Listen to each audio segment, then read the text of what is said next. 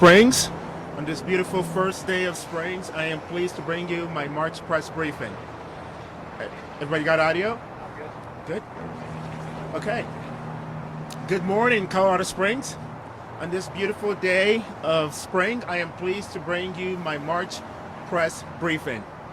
As your mayor, my three core responsibilities to our residents are clear: ensuring public safety, maintaining our public infrastructure, and preserving our parks. These essential services are the foundation of our city and the most direct way for us to put your tax dollars to work. As the day grows longer, the weather warms, and as we transition out of the snow season, we are seeing potholes emerge across the city. That is why today's press briefing will focus on the state of our public infrastructure and the steps that we are taking to protect, maintain, and invest in our streets, roads, parks, and public spaces. There are 7 key updates around our public infrastructure I want to provide you today. So let's get started. Number 1 is to recap the snow season. This winter, we experienced 16 snowstorms beginning in November, and our dedicated snowplow crew have been hard at work ever since. To keep our roads clear and make driving in the winter safer, our crews have logged more than 17,000 hours on the job, driven over 175,000 miles, and applied 3,000 tons of anti-skid materials and spread about 5,000 tons of ice melt. My deepest gratitude to the hardworking men and women and these public servants for their tireless commitment to keeping our roads safe during these snowstorms.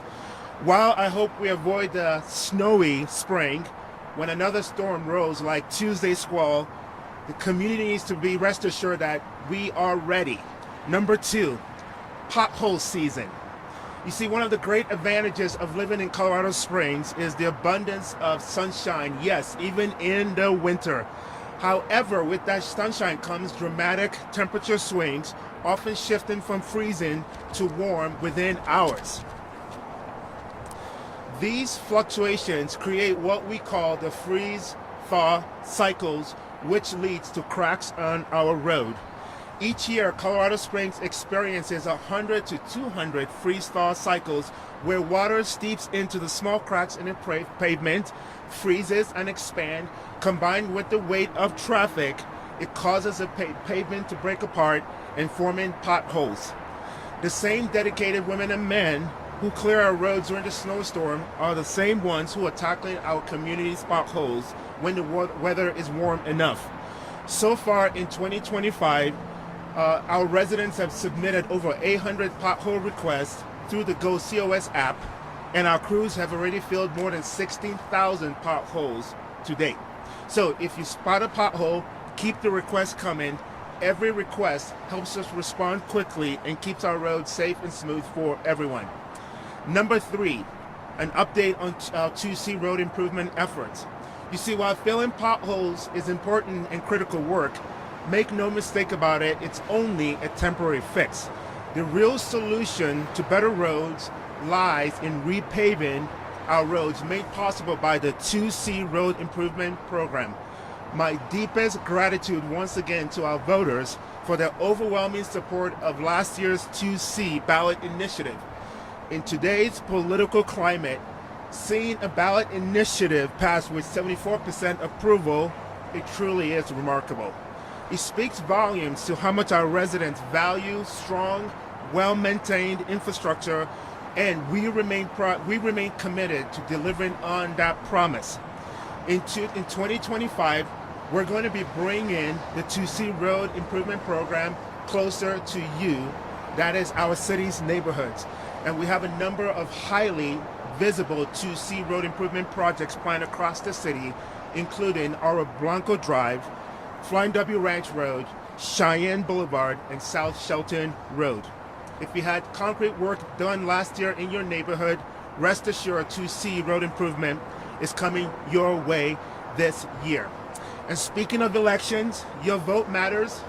All 6 city council districts are on the ballot, and there are just 12 days left for you to cast your vote for your district member. The last day to mail your ballots is Monday, or you can drop off your ballots at one of our 28 convenient locations across the city. Number 4 of 7 items, capital improvement. As our city continues to grow, so must our investment in long-term capital improvement, and that is exactly what we are doing. Thanks to the voter-approved Pikes Peak Rural Transportation PPRTA funding, we are making significant progress on major infrastructure projects, including the ongoing reconstruction of Academy Boulevard and the replacement of Circle Drive bridges.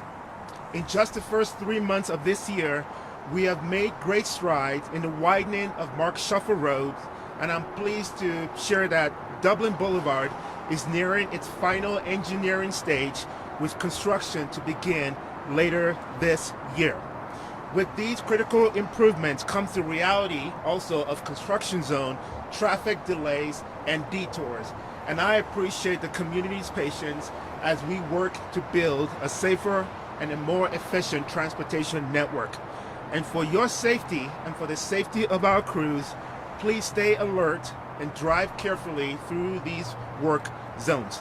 Number 5, speaking of work zones, we are starting the long-anticipated downtown Tejon Street revitalization project next week.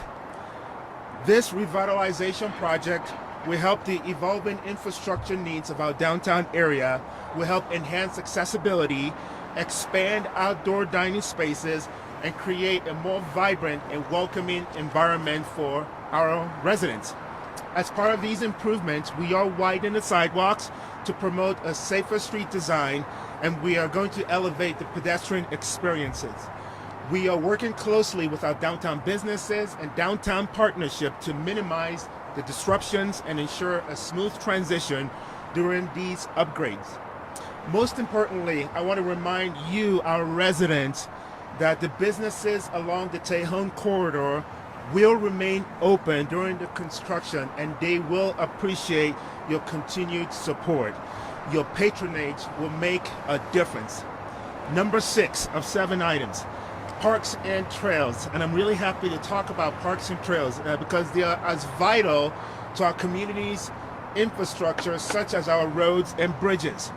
And this year, we're going to be prioritizing several key park projects, and I want to highlight 3 of them quickly for you today. The first is that we're going to be updating the citywide park system master plan, a crucial step in shaping the future of our parks and recreation spaces.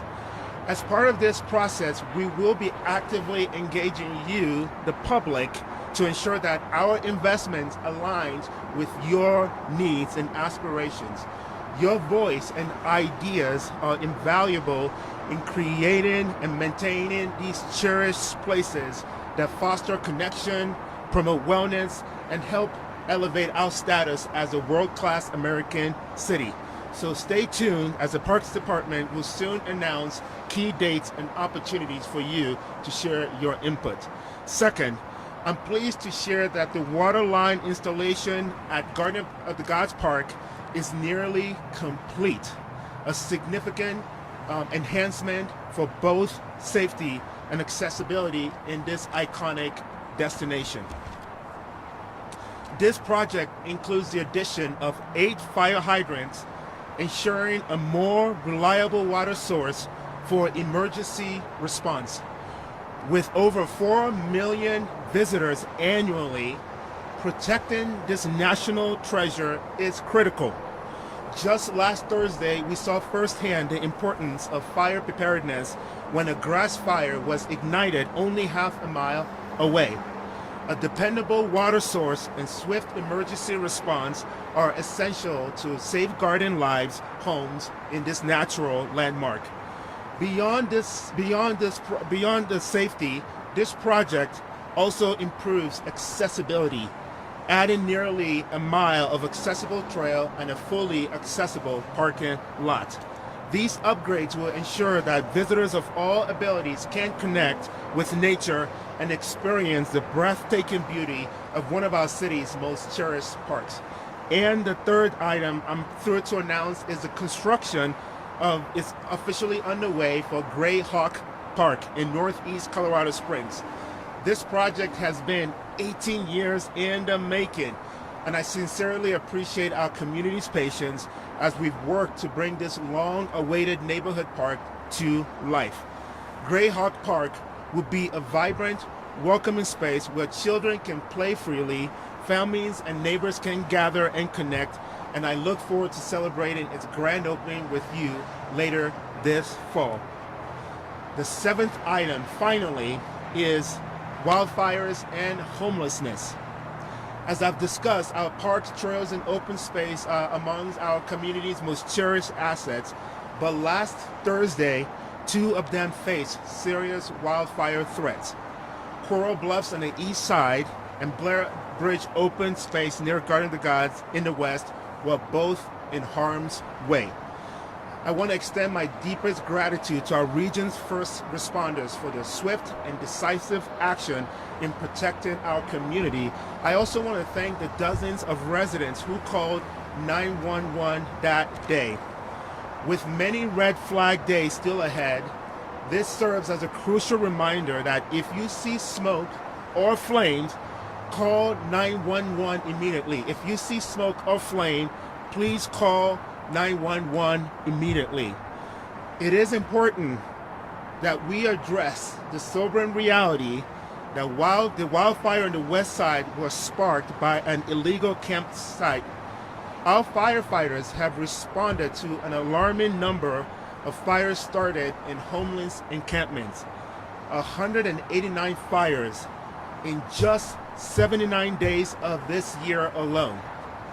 419 in 2024. This is why I am doubling down on enforcement against illegal campsites. This is a multi-department effort from the city where we combine behavioral health related street outreach with connecting our unhoused residents to the services that they need while also prioritizing the safety and well-being of the greater city. As we work to provide the necessary resource for our unhoused neighbors, we will not compromise on our public safety. All residents of Colorado Springs are accountable to the rule of law. I do want to thank my City Council colleagues for their partnership in helping to expand the city's sit and lie ordinance, which prohibits sitting or lying on trails, and sidewalk and the public rights of way. The expanded ordinance now includes South Nevada Avenue and areas of Old Colorado City, helping us maintain a safe and accessible public space for everyone. So there you have it, the state of our city's public infrastructure and the steps that we are taking to protect, to invest in our streets, our roads, our parks, and our public spaces. All these efforts are done by an incredible team of public servants, and many of them are here, and many kudos to them. They love this city like our residents do, and they're hard at work on your behalf. And we do this because we want to build a city of great neighborhoods and of great neighbors, a city that is safe, economically prosperous, culturally rich, welcoming, and a vibrant world-class American city on a hill that shines brightly. Thank you. What questions do you have for me?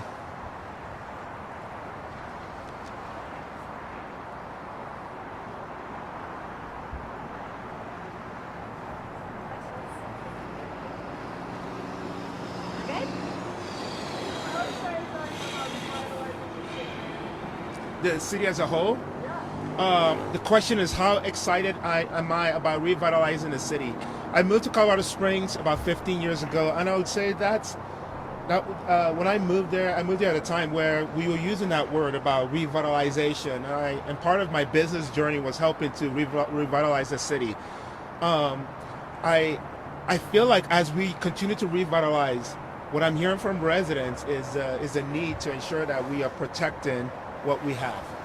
We are investing in our city's infrastructure, and so in addition to revitalization efforts, you're going to hear me talk a lot about the need to keep up with our public safety and our infrastructure and our parks. And I think that's the That's a cry of today, which is different than 15 years ago when people said Colorado Springs is lame. We're no longer lame. We're a desirable city. People want to move here, but we have to make sure that we're investing in ourselves to make sure that we can keep up with the natural growth that we're all experiencing.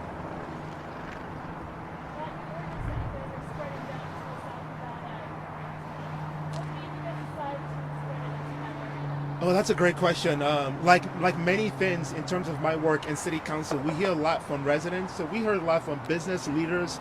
We heard a lot from residents. So these were some of the pain points. And what the sit and lie ordinance really truly gives us is not just my law enforcement team, the ability to keep those areas safe.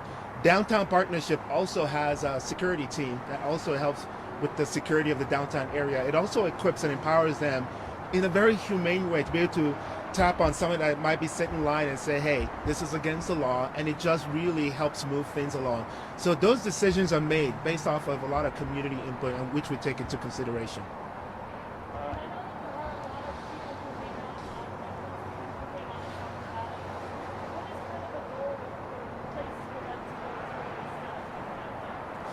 Yeah, the question is around the people that are hanging out in the downtown area and what are the options for in terms of where they can go. One of the things I'm really proud about Colorado Springs in terms of our homeless response is just the wonderful collaboration between city and nonprofit partners. And many of the nonprofit partners, Homeward Pike Speed, The Place, Springs West Commission, they continue to advance in terms of the number of the services available to unhoused residents. I'm truly. I think I can say that we actually have more services and more beds than we do have unhoused residents. The key is how do we get unhoused residents, especially those with behavioral health challenges and substance abuse, to take advantage of those services. And that's the unique challenges that we have today, because even unhoused residents have rights. And so we have, so street outreach is the name of the game, and it's one of our 6-pronged approach in the new city's homeless response plan. Is we're going to invest in street outreach so that we can have the right public servants who are trained in behavioral health care and their social work, who can actually work with unhoused residents who with extra challenges and get them and guide them into the critical services that we already have available. In regards to the wildfire protection, the same day that fire popped at Garden of the Gods, there was the other one that popped out east, and so there were mutual aid calls, and a third fire had come up in anywhere nearby. CSFD would have been stretched more thin than they were already. Is there any discussion at the city level or with city council about any additional help to bring in for fire, whether that's resource requirement or funding or anything of that nature? Yeah, that's each fire is different. And the mutual aid, the strike team was all present. I believe about 9 different municipalities present. I mean, that itself is already an advance, is improvements of what we had since the Waldo Canyon fire days. And so, I mean, we still had more in the reserve. I mean, were we stretched with our resources? Yes, but we still had more. If we needed to bring every firefighter back online to keep our community safe, that is something we would have done, because we don't mess around with our community safety. And I can't speak for the other municipalities. I feel like they would have done the same, and the help becomes greater. Now, I do have to mention the last few fires that have made national news, like the LA fires. We've actually sent people over there to help with those fires. So if in the case that this fire was so much bigger than we could handle, other cities will be here helping us, the state will be here helping us, because public safety is the name of the game. And it's one of the things I love about this country as an immigrant turned citizen, is how important we take the safety of our residents. And so it will be an all hands on deck approach to include resources that are outside the region.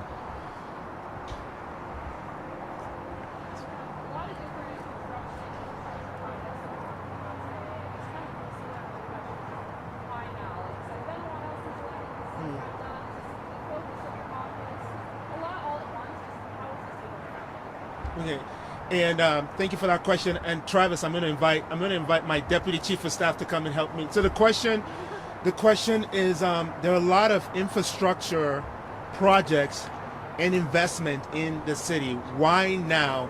Has this always been the case? I do. I want to be clear that this is part of the legacy that I've inherited. This is so in some ways, it's not new. My predecessor, John Suthers, and even his predecessor, had made this a top priority because it's one of the most important functions of city government. But for me, I'm doubling down on it as our city grows because as a candidate, I heard, as a mayoral candidate, I heard a lot from residents who said, Mayor, do we have the infrastructure to keep up with the growth of our city?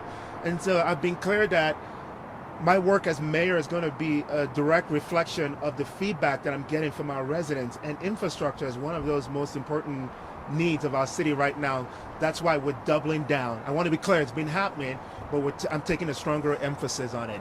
And I'm bringing Travis, who used to be my director of public works, now my deputy chief of staff over infrastructure and development, to see if he has any additional perspective as one who's worked for 3 mayors now. I didn't hear the original question, but your answer made a whole lot of sense. The infrastructure improvements have been going on for quite a while, whether it's PPRTA or 2C. So we've been working on that for quite a while. I think weather's warming up. We're continuing to work on that, so you see more of that going on and more earnest. And as you mentioned, you're doubling down on it. But yeah, it's really been going on. It's always a focus. So yeah, I think your answer was very good. It's a comprehensive answer. And thank you, Travis, and thank you for the reminder too of 2C and PPRTA. I think this community is invested in itself. It makes me so proud. I mean, we're a libertarian community. We're tax averse. We don't want to pay taxes. But the community has also said when it comes to our infrastructure and public safety and parks, we don't mind paying a little extra. And that's why you see these ballot initiatives around TOPS, PPRTA, 2C, public safety sales tax. You can see the community is willing to invest in itself in terms of those critical needs. Thank you for that question. Yeah. I'm delighted that you're having a parks conversation alongside of infrastructure, because I do believe they are important. Can you talk about the benefits of great community parks like Greyhound as you're coming to a community? The question is, first of all, it's a gratitude that we're looking at parks as a necessary infrastructure like roads and bridges. And the question is, what are the benefits of parks for quality of life in Colorado Springs? As the weather gets warmer, my kids and I are out enjoying our favorite parks, to include the one just right over here, Monument Valley Park. We love Palmer Park, and Garden of the Gods. I think Garden of the Gods is probably the favorite, to be honest. And one of the things too we enjoy is we do this thing called playground hunting. So we try to hit up 5 to 10 playgrounds in a matter of 2 hours. So we just go from playground to playground. I bring that up because as a parent of young kids, parks offer, and our trails and open spaces offers my family and I an opportunity to just have a better quality of life. And it's why it's something. It's a need and also an opportunity, and something we must continue to invest in this great city of ours. I like to talk about the founder of our city. He came to this city and was inspired and mesmerized by the beauty of this great environment. It's why most of us are here. Most people come to Colorado Springs because of our public spaces, and so it's upon us in the city and our residents, this joint effort to ensure that we are maintaining and keeping these parks and open spaces. And we have a couple of iconic national treasures: the Pikes Peak Mountain, the second most visited mountain in the world; Garden of the Gods, which I mentioned earlier, which a few years ago it was named the #2 best park in the country. And so we have a responsibility to care for what God has given us. But more than anything, it's what makes Colorado Springs in such a desirable city, are the many parks and trails and open spaces.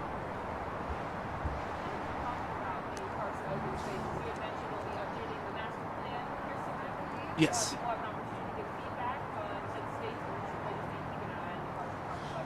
Britt, can I come? Can you come and give some?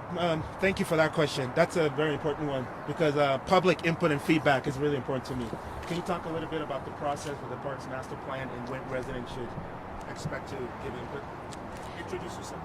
Hi, I'm Britt Haley. I'm the Director of Parks, Recreation, and Cultural Services Department, and we're very excited to kick off the next iteration of the Park System Master Plan.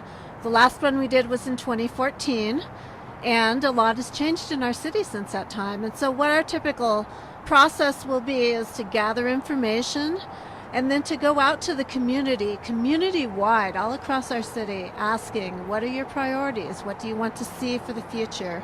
How can we make our park system better and be able to serve our community in all the many ways that our community likes to use our system? I loved hearing the mayor talk about his kids and the playgrounds and the spaces and that way of getting that healthy interaction with the outdoors. We also have a lot of indoor opportunities through our community centers and through golf, and even our cemeteries offer wonderful experiences for our communities. So we will be asking everyone through public meetings, community surveys, opportunities to tell us what they like most, what they want to keep, and what they'd like to see changed. And that will be happening over the course of this summer through lots of different community engagement opportunities, some of which will be a lot of fun with pop-up events. So watch for those on our webpage and on our social media. Thank you, Mayor. And it's going to be starting off next month.